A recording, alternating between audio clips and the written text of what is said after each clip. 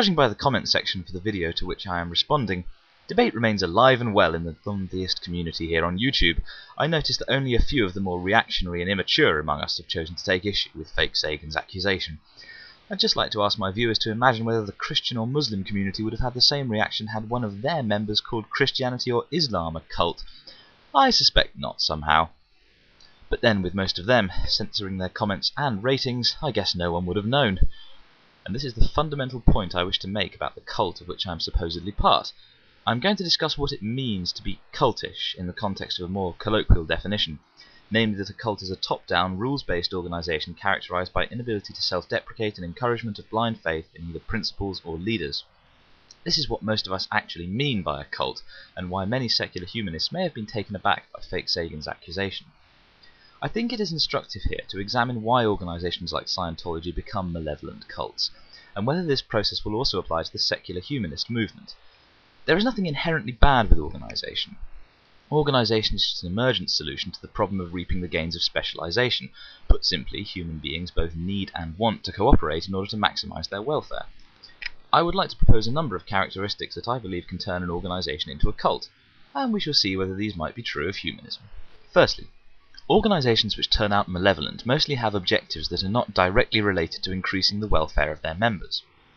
This is what holds religion below the waterline straight off. It's nothing to do with real welfare. The objective is to please the imaginary deity.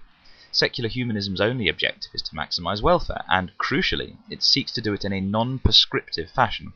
It offers no definition of what welfare should be, and therefore cannot actively seek to maximise anything that its members do not want.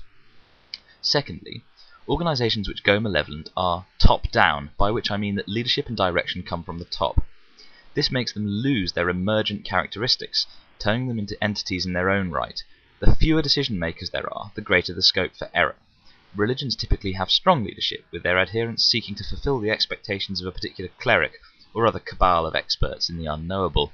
Non-religious cults also operate like this, with leadership in the hands of a small group or an individual, often adopting militaristic structures. Secular humanism is notable for its bottom-up structure.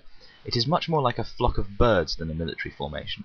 If a group of humanists act together, it is because their preferences for action coincide, not generally because they are being ordered to. In short, secular human is an organisation, a cult, a collective, whatever you wish to call it, but it does not display characteristics indicative of cultish behaviour in the more insulting, colloquial sense. I don't think it's particularly helpful or productive to use words like cultish to describe the efforts made by those like me who simply harbour a personal desire to promote rationalism and free thought. However, I'm quite prepared to argue the toss of this with Fakesagan, and if he cares to reply to little old me, if not, perhaps someone else would care to continue this interesting and nicely controversial argument.